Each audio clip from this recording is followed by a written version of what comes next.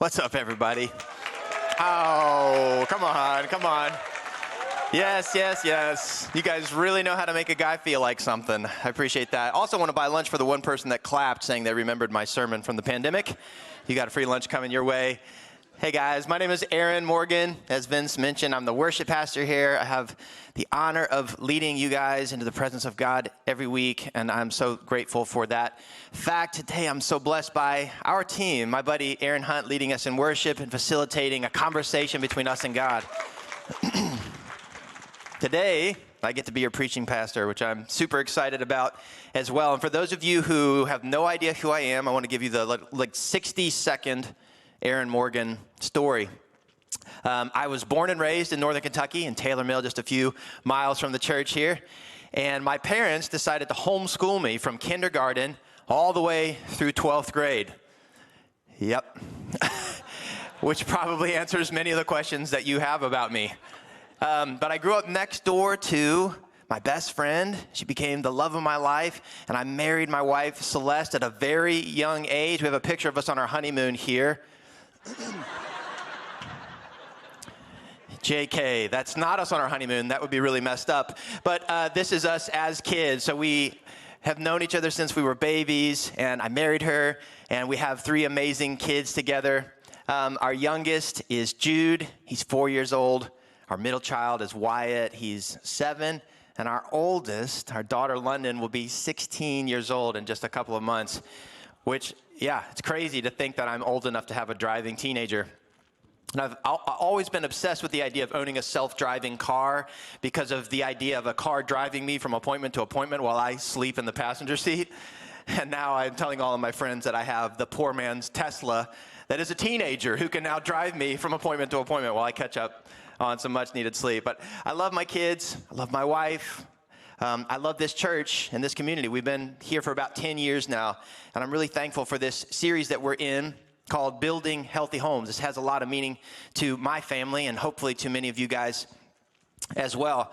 But if you're just tuning in for the first time in this series today, whether that be online or in the room here, you may see the title, Building Healthy Homes, and see the physical house on stage and assume that we're talking about building or maintaining physically healthy homes, which wouldn't be a crazy thought considering just how difficult it is to stay healthy in today's crazy health climate, right? We have new viruses that we didn't know existed a couple of years ago, all sorts of illness all around. It's really hard to stay healthy today physically.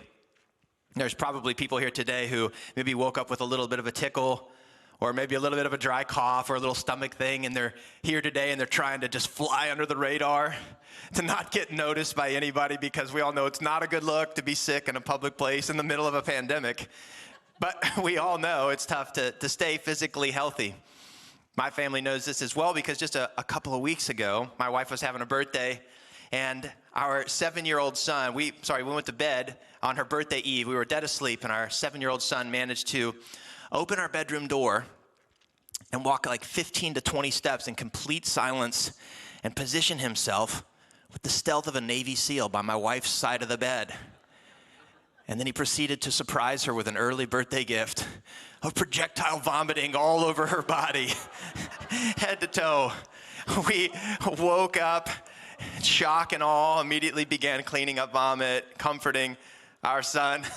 Terrifying experience, but we know just how tough it is to stay physically healthy, as all of you do as well.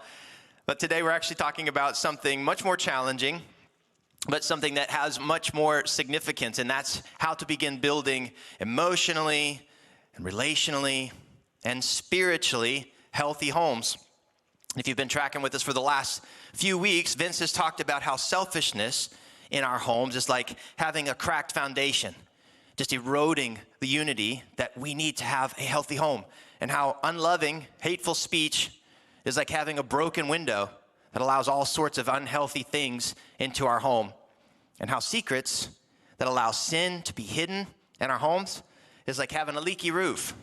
It just drips and drips and drips and does damage, again, to our unity and to our trust. And he talked about how in the same way that you would jump into action with urgency to address a cracked foundation or a broken window or a leaky roof on your home, that you should also jump into action with the same urgency to address selfishness and unloving speech and secrets. And I know that many of you here today have already started working on these things. Some of you here are like, you know what, I've realized that I'm really contributing to the selfishness in my family, and I'm going to own that. I'm going to ask for their forgiveness and for God's forgiveness, and I'm going to start working on that specifically. Some of you maybe are saying, you know what, I realize that my tone with my family is not loving. And I'm going to own that. I'm going to work on talking to my family with love. And some of you here today are like, man, we had some secrets that came to light. And it's been hard, but it's been worth it, and God is working in our family. He's rebuilding that trust. So I know many of you here are working on these things today. You're committed to dealing with the enemies of a healthy home. And I want to say, great job. Keep going. Keep fighting the enemies of a healthy home. It's so critical. It's so foundational. But what we're going to talk about today is the reality that just getting rid of these three things in our home isn't enough to build a healthy home that is filled with joy and with peace and with love, and that reflects God's love. And that's because your lives are really complex. You're faced with all sorts of political and moral and racial issues that you don't know what to do with. And your lives are filled with really complicated relationships. That's true of all of us. As I'm saying that, some of you are thinking about the complex life circumstances that you're going to have to deal with tomorrow when you go to work. And many of you are thinking about the complicated relationships that you have to deal with today or tomorrow. Some of you are thinking, yeah, I got to pick that complicated relationship up from middle school and have an awkward, silent drive home with them after church. Some of you are like, you know what, I need to drop that complicated relationship off at youth group tonight so they can realize they're the selfish S in our family. Some of you are thinking, I have to deal with that complicated relationship when I get home because they don't love Jesus. They don't come to church with me. And that's your reality. Maybe some of you are thinking, Aaron, the complicated relationship you're talking about is sitting directly beside me. Please stop referring to them. Don't draw attention to it. We're all faced with really complicated life circumstances and even more complicated relationships. So if you're asking yourselves, is this enough to address all of those things, to solve all of our most complicated problems or relationships, and you're feeling like it couldn't possibly be enough, you're right. I feel that myself. I felt that many times in my life. In fact, when my wife and I began our home, we were far from perfect, but thankfully we weren't dealing with major selfishness or speech or secrets. And while we were committed to building a healthy home, again, where God's love was reflected to our children, to our parents, to our friends and family, we were asking ourselves if we knew how to love when life gets as complicated as you all know it is. The same year that we got married, her parents were actually going through a divorce themselves after being married for something like 29 years. We love both of them dearly. We're in relationship with both of them. We're thankful for the way that they love Jesus, for the way that they love their kids, the way that they love their grandkids. But it was still really hard for us to be starting our relationship while watching theirs dissolve. That was a complicated relationship where Celeste and I were asking ourselves if we know how to love when things get really difficult. Around the same time, we were finding out that we were pregnant just 6 months into marriage. And while we wanted to have kids, this was not part of our 5-year plan. I was also pursuing a degree in information technology while having an opportunity for my band, who I started with a couple of friends of mine in a garage, to sign a deal with a record label and to tour for weeks or months on end. So I'm committed to having a healthy home and to loving my family, but I'm asking myself, do I know how to do that when I'm not making any money? And when I'm on the road, how do I love when life gets really complicated? Many of you here today are asking the same question. Do I know how to love when it's not easy? Some of you are asking, do I know how to love a mom or dad who abused me as a child and who allowed abusive behavior to exist in our home? Some of you might be asking if you know how to love a spouse who, while being convicted through this message, came to you and shared that they've been having an affair, but hiding that from you. Or do I know how to love a spouse who confessed to hiding an addiction, keeping that from me? Do I know how to love in all of these complicated relationships? Maybe you're asking yourself if you know how to lovingly forgive your ex who has your kids 50% of the time and who has all sorts of secrets, unloving speech, and selfishness that exist in that home that are influencing your kids in really troubling ways. You know how to lovingly forgive your ex and to love your kids through that? Life is so complicated. Maybe you're asking yourself if you know how to love a teenager who came home, or any teenager, but the teenager that comes home and that screams in your face and says, I hate your guts, I wish I was born into another family, and I'm bisexual. And if you don't immediately affirm me, things are going to get really bad. Do I know how to love that teenager? Do I know how to love in the most complicated relationships that we're faced with? We're all asking ourselves this because this is a reality that we're all faced with. And as we're asking ourselves this question, if we're totally honest with ourselves, the answer is no. We don't know how to love when life is as complicated as it is. We know how to love when it's easy, like maybe a baby, or maybe as you're dating somebody and they're showing you their best selves. It's easy to love then, but when life is as complicated as it is and the relationships are as confusing and sometimes hurtful as they are, we don't know how to love. We aren't born with this kind of knowledge. But we're going to find out today how to get the knowledge and how to get the discernment that will cause us to know how to love when life is really complicated. I wanted to try to get a couple of Vince-isms in here today before we start this message. He would normally say something like, if you're ready, say I'm ready. I want to try something like, let's try, if you're ready, say I was born ready. Okay, let's try one more. Let's say, if you're ready, say, I hope Vince enjoys his day off. All right, 50% of you are ready. We're going to look at a passage today where Paul is writing to a group of people that were actually in a similar situation to us. So often we look at Scripture, we read a passage, we hear what the takeaway might be, and we assume that we have nothing in common with these people. But in reality, the Philippians had reason to wonder if they knew how to love because their lives were complicated. One of the reasons why the Philippians may have wondered if they knew how to love beyond just when it's easy is because Christianity was brand new. The time of writing this letter in 62 AD, this is just 30-something short years after Jesus came and showed them a radical way of living and a radical way of loving. So they were probably just figuring out how to be Christians. Not many of them could have raised their hands and said, I know how to love when life gets complicated because my great-great-grandparents did, and they passed it down to me. That just couldn't have been possible because it'd only been around for 30-something years. And another reason why the Philippians may have wondered if they knew how to love was because they were facing some real physical crisis. Living in Rome at this time would have said something like 90% of all people were either poor, really poor, or on the verge of starvation. So the Philippians had real physical need, just trying to put meals on the table, asking themselves if they knew how to love when life was complicated. And the last reason why the Philippians may have wondered if they knew how to love was because they had opposition. We don't know exactly who the opposition was, but we know a couple of things. We know that being a Christian in Rome at this time was not very cool, wasn't very popular. We know that they had opposition because Paul writes about their opposition in this letter. And also Paul himself, at the time of writing this letter, is in prison for telling people about Jesus and how to love like Jesus. So while the Philippians may have said, okay, Paul, we love you, we trust you, we're a little bit worried that loving in this way, loving when we have opposition, may cost us our freedom.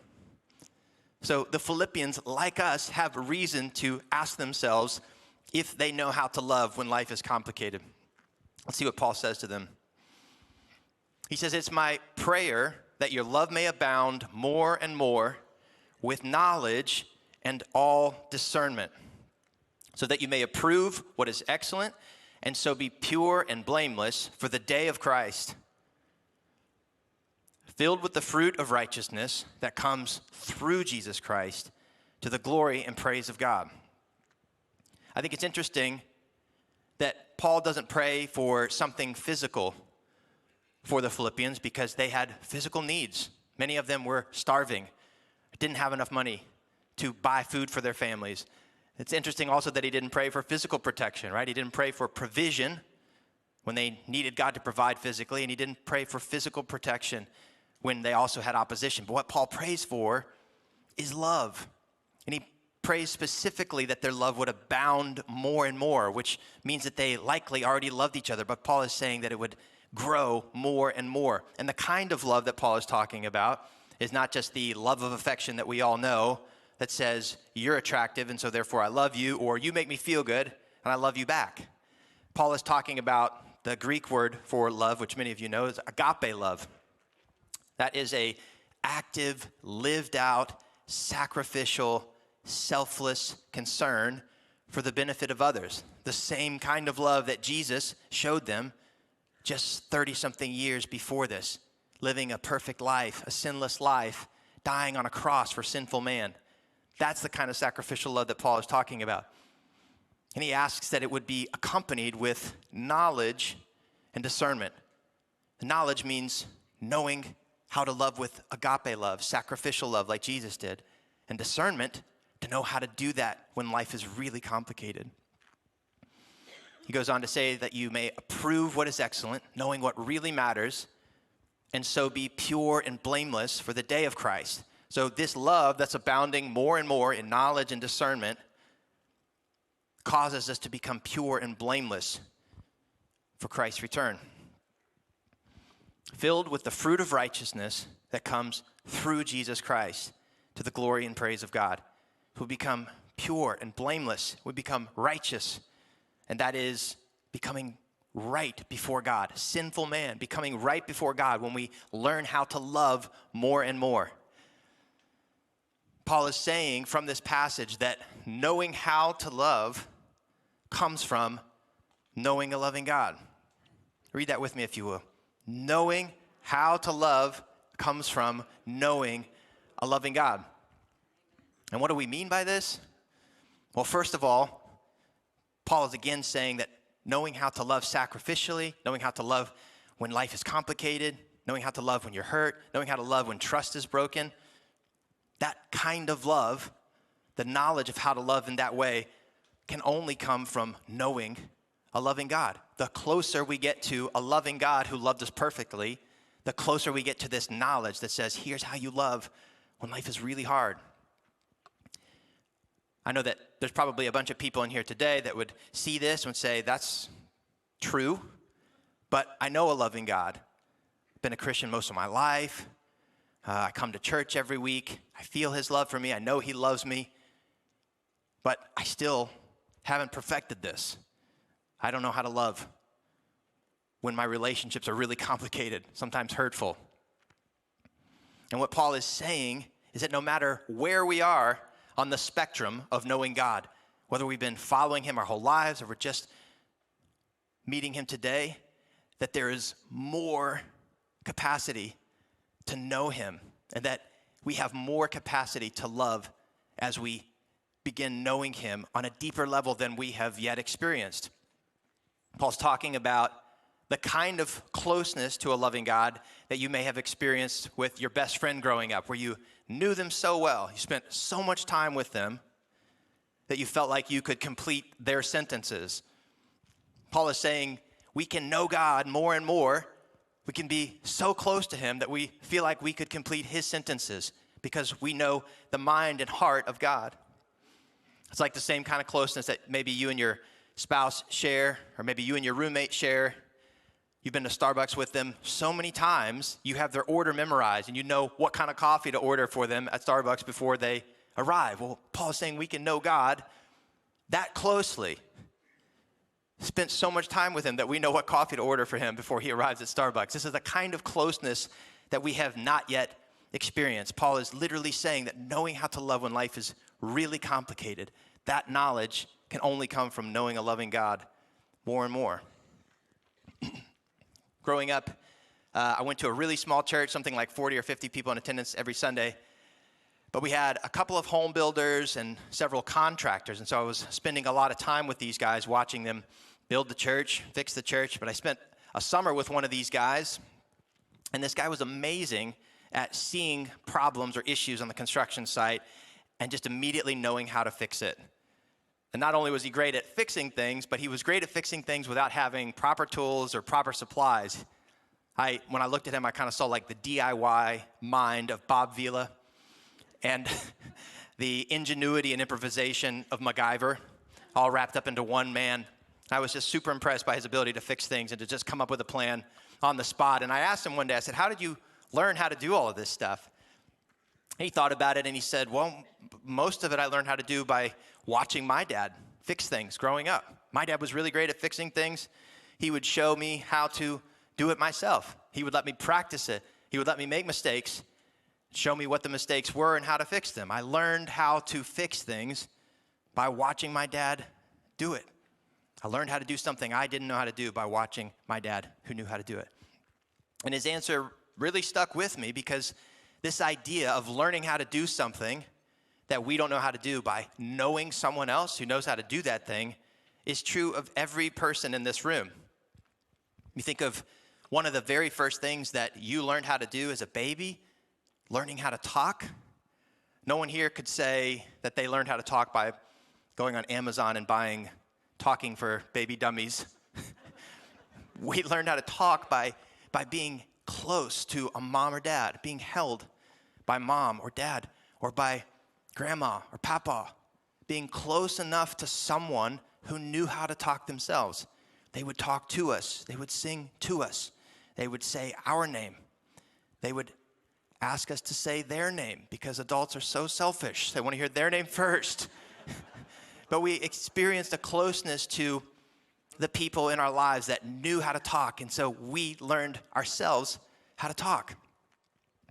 And this way of learning how to do something, which in this case is learning how to love when life is really complicated by knowing someone else who knows how to love in that way, that kind of learning is even true of Jesus. He says in John 5, verse 19, very truly I tell you, the Son, talking about himself, can do nothing by himself. He can do only what he sees his Father doing. Because whatever the Father does, the Son also does. Jesus himself, the only perfect, sinless man to ever walk the earth, is saying, I learned how to do something I didn't know how to do by watching my loving Father who showed me how to love. This way of learning is so true of each of us. If we want to know how to love mom or dad who abused us as a child, how to forgive them, we have to first know a loving God who has loved them perfectly, who has forgiven them, who loves us perfectly and has forgiven us. If we want to know how to love a spouse who confessed to having an affair or to hiding an addiction, if we want to know how to love them, again, to rebuild the trust that was broken, we have to first know a loving God who loves them perfectly, sent his son Jesus to die for them, to forgive their sins and forgive my sins. If we want to know how to lovingly forgive the ex who has our kids and is influencing them in really troubling ways, and to love our kids through that complicated relationship, we have the knowledge to know how to love through that circumstance by knowing a loving God. And again, to love the teenager who hates your guts, and hates you for not affirming their lifestyle, can only come from knowing God who loves them perfectly on a deeper level. Again, this idea of learning how to do something, which is loving when life is really complicated, that comes from knowing a loving God more and more.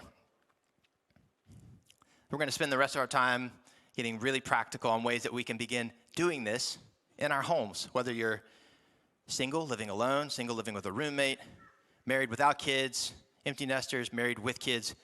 We're going to make this really, really simple. We call it the 3 Ps of practicing knowing and loving God at home. Our staff is, for whatever reason, obsessed with alliteration. Like 80% of our values have alliteration in them. I oftentimes am surprised that one of our staff values isn't something like alliteration increases illustration. But we're obsessed with it. So that's why I made the 3 Ps of knowing and loving God at home. The first way in which we know a loving God at home is by practicing it. This may be really obvious, but practicing knowing and loving God has to start with us, right? Our own personal, private relationship with the loving God. That can look like you waking up 20 minutes earlier than you normally do for work, reading the Word, praying, worshiping on your lunch break, listening to the Bible on your ride to work, finding time to you yourself practice knowing and loving God. It has to start with us. When my wife and I moved into the home that we live in now, which is actually a house that my dad built for my family growing up like 30-something years ago, I wanted to hang a picture of my family on the wall because when I look at my family, I see God's love reflected through them. So I remembered back to a time when I was a teenager and my dad showed my brother and I how to hang a picture. He got out his hammer and his nails and he started tapping around on the wall. And he said, you got to find the stud. You got to listen for something that sounds different. And that's the stud. He would tap around until he found the stud. He would sink the nail and hang the picture. So I thought, that sounds simple. So I go to the garage and grab my hammer and my nails, and I start tapping around on my wall. And after 3 or 4 minutes of tapping on the wall, tapping every square inch of that wall, I'm realizing not only do I not know what a stud sounds like, I don't even know what a stud is. So I'm like, I got to start practicing. I got to start trying something. So I get a nail out, and I hammer it. It goes straight through the drywall, completely misses the stud. I move over half an inch, sink the next nail, completely miss the stud. Move over half an inch, sink the nail, completely miss the stud. I try this 5 or 6 times. I'm getting so frustrated. I'm flabbergasted. I'm now thinking maybe my dad forgot to put studs in our walls. So insane. So I drive to Home Depot, I buy a stud finder, which I didn't know was a thing. I put it on the wall and I move it over and it's got this little screen on it. It says, there's the stud, you dummy. And I sink the nail and then I hang the picture of my family. It was far from perfect. The point of hanging that picture was not to hang it perfectly, but the point of hanging that picture was to reflect God's love to all of those people who come in our house, our family, our friends, our kids. So as we start to practice knowing a loving God at home, remember that practice never makes perfection. Even though we're told this from a young age, right? Practice makes perfect. Practice makes perfect. And while you may perfect your golf swing, you may perfect that bloomin' onion recipe that you've been working on for years, the reality is that our hearts and our minds and our spirits won't be perfected until we reach heaven. So as we begin practicing knowing a loving God at home, remember that practice never makes perfection, but practice always brings reflection. We have an opportunity to reflect God's love to our roommates, our spouses, our parents, our kids, even in the midst of the most complicated times. Practice never makes perfection, but practice always brings reflection. Some practical ways in which you can begin practicing knowing and loving God at home with your family, your roommates, your spouse, is to begin reading the Word together. If you have kids, do yourself a favor, get the Children's Storybook Bible on Amazon. It's $10. It's beautifully illustrated. It makes Bible stories come to life for kids. Read one of those Bible stories to your kids before bed. Ask them what they thought about the story. Ask them who their favorite character was. Ask them how they would feel if they were in David's shoes as he was facing Goliath. And then pray a simple prayer. Say, God, thank you for David. Thank you for giving him the strength and the courage to face Goliath. Please give us that same courage to defeat our giants. Start practicing knowing a loving God in your home. Another way you can begin practicing is to pray over your meals. Some of you are like, that's so simple. I've been doing that for years. But the other half of you are like, I have no idea how to thank God for a meal. I have no idea how to talk to him. But it's just as simple as how you would thank a friend who bought you a meal or bought you a coffee. You would say, thank you for this. I appreciate this. I feel loved by this. That's the same way that we talk to God. It doesn't have to be some beautifully eloquent 1800s liturgy that nobody understands. It's literally just a conversation between you and God. So when you take your family to lunch, you go to Chick-fil-A. Don't go today. They're not open today. You'll get there and you'll remember they don't serve the Lord's chicken on the Lord's day. But when you go tomorrow or the next day and you're enjoying a meal with your roommate or your spouse or your family, thank God for it. It can be a little silly. It can be simple. Just say, God, thank you for these nugs. Thank you for this Arnold Palmer sweet tea and lemonade mixed together. It's delicious. Thank you for your love. Thank you for my roommate. Thank you for my spouse. Thank you for my kids. Help us to love you more and more, but begin practicing knowing a loving God at home. The next way in which we can start knowing a loving God at home and knowing how to love more and more when life is complicated is to participate in knowing a loving God. If you're sitting in the seats today, if you're watching online, you're already doing it. You're showing up ready to learn about a loving God who loves you perfectly, who equips you with the knowledge and discernment to know how to love in your most challenging relationships. I want to say there are opportunities beyond just sitting in the seats to participate. You can serve in one of our many ministries. You can ask your roommate to participate by inviting them to church or asking them to watch online and having a conversation with them about the message. Ask them if any of the worship music spoke to them. If you have kids in the classrooms, they get to sit home every week with a piece of paper with a verse on it, a Bible story. Take that home. Take them to lunch. Read that Bible verse with them. Memorize that Bible verse with them. Give them an opportunity to participate in knowing God, knowing a loving God. There are many ways in which we can allow our families to participate, but it's so critical to go beyond just sitting in the seats. Make church come to life for your roommates and for your kids. Being a Christian in the 90s was a little bit like living in the wild, wild west. We were trying a lot of stuff. We were obsessed with the idea of reclaiming things that we thought that the devil had stolen from God, like rock and roll. We were obsessed with the idea that Satan somehow stole rock and roll from God. And I love the idea of just, God just kind of being like, man, I turned my back for 5 minutes and Satan stole all this cool stuff that I made. For whatever reason, we were determined to capture back the arts from the devil. And so at our church, we did a lot of silly stuff, participate in knowing a loving God. We did skits, we did dramas, we did puppets. There's not a chance the devil wanted the puppets, but man, we did them. And one of the weirdest phenomena in the Christian world at that time was something called interpretive dancing. Anybody here heard of interpretive dancing? You survived interpretive dancing. I don't know what interpretive dancing is still, but my best guess would be that it's a way of interpreting God's love for us through our sweet, very cool dance moves. That's gotta be it. If we have any interpretive dancers in the room, I would love to meet you after service to clear up all the misconceptions that I have about interpretive dancing. But my church was not satisfied with interpretive dancing. We went one step weirder to what I can only describe as interpretive whistling. I'm gonna show you a video of me participating in knowing a loving God through interpretive whistling. Take a look. This is a song called All in the Family of God. We're going to do it as a puppets kid, but Donna told us we should lip sync it. So me and all the kids over there and Josh are going to lip sync it for you guys.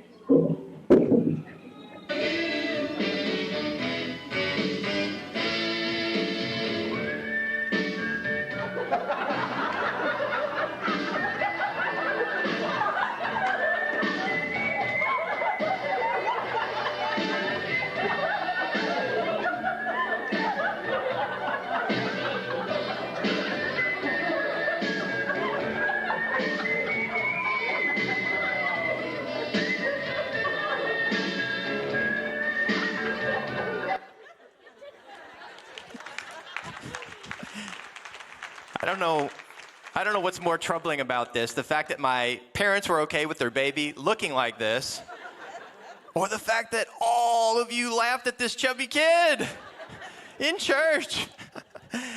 As ridiculous as this video is, as embarrassing as it is to watch this, I want to point out that you're not looking at a kid who's just dreading sitting through a boring service. You're looking at a kid who was given an opportunity to do something as silly as interpretive whistling. And he knew he was participating in knowing a loving God. As ridiculous as that is, give your roommates, your spouse, your kids an opportunity to participate in knowing a loving God. You can be a little bit silly in the meantime. The third way that we can begin knowing a loving God at home and therefore knowing how to love when life is really complicated is to prioritize it. This is many times the hardest one for all of us, not because we don't love our roommates or don't love our spouses, don't love our kids, don't love God, or that we don't want a healthy home, but because we have a list of things from the floor to the ceiling that we prioritize over knowing a loving God. For many of us, that's Netflix or Hulu or Disney Plus, Facebook, Instagram, TikTok, being fixated on this screen, putting that before knowing a loving God at home. For some of us, it's sports. I know I'm going to have some haters in here when I talk about sports. I like sports. I don't watch the cool ones. I watch the nerdy ones like tennis. But for many of us, it's being obsessed with watching the Reds while the Reds are playing. And when the baseball season ends, we move on to the Bengals. And when football season ends, we start watching basketball from states that we don't even live in. Because we're obsessed with the thought of not watching sports, that there being a moment in life where we're not watching sports, right? That's many of us. For some of us, it's extracurricular activities. We put our kids in every single extracurricular activity known to mankind. And then we go home and we Google, are there any other extracurricular activities I don't know exist that I could get my kid in right now? There's nothing wrong with putting our kids in extracurricular activities, but if it comes between them and coming to youth group and knowing this loving God and therefore knowing how to love in their most complicated relationships, it might be time to reprioritize. If it comes between them and coming to church on a Sunday and participating and knowing a loving God, it might be time to reprioritize. I'm not preaching at you guys. I have things that I prioritize over knowing a loving God at home. I just know that my things are weirder. My thing is hoof trimming videos. Cow hoof trimming videos. Yeah, you're laughing because you're like, I don't know what that is. That sounds weird. It is weird. But I'll watch these videos of a weird Irish guy trimming cow hooves, talking about how important it is for their hooves to stay freshly trimmed.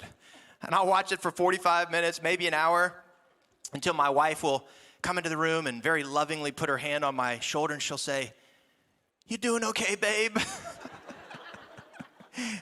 When my wife asks me if I'm doing okay while I'm watching hoof trimming videos, I know in that moment that I'm not prioritizing knowing a loving God. But what would happen? What would happen if everyone in this room today committed to knowing how to love when life is complicated by knowing God more and more? What would happen if we began practicing this at home? Participating and allowing our families to participate. And if we prioritized knowing a loving God, I think that our lives would change. I think that our family dynamic would change. I think that our lives would start to represent this tree. Not just any tree, but a healthy, thriving, fruit-bearing tree. I know we've been using the metaphor of a house for this series, but the verse that we read from Paul to the Philippians literally talks about bearing fruits of righteousness. This could be us becoming right before God because we prioritize knowing a loving God at home. And I believe that the seeds of the fruits of righteousness will be planted in the hearts and in the minds of our roommates, of our spouses, of our parents, of our kids, our grandkids, and our great-grandkids, that they will themselves start bearing the fruits of righteousness until one day we look like this. countless rows of trees bearing the fruits of righteousness. Again, becoming right before God. I think one day we'll look back. One day our great-great-great-grandchildren will look back and they'll say, I'm so thankful that my great-great-great-grandparents prioritized knowing a loving God in their home. It will bear fruit for generations to come. Let's commit ourselves today to knowing a loving God and knowing how to love when life gets complicated, because we know the source of that perfect love. If you're here today and you're thinking, man, this sounds really nice. My home really needs this. Or my roommate and I really need this. My spouse and I really need this. But you're hearing that voice in your head that says, well, your parents couldn't figure this out. They didn't do this. Your grandparents didn't care about this. Your great-grandparents, if they couldn't figure it out, there's no way you could figure it out. If you're hearing that voice today, I want to ask you to reject that lie and to receive the truth that you are an image bearer of the creator of the universe. One of the very first things that God wanted you to know about yourself, to me to know about myself, is that we are created in his image. The very first book of the Bible is God created man in his image. In his likeness, he created male and female.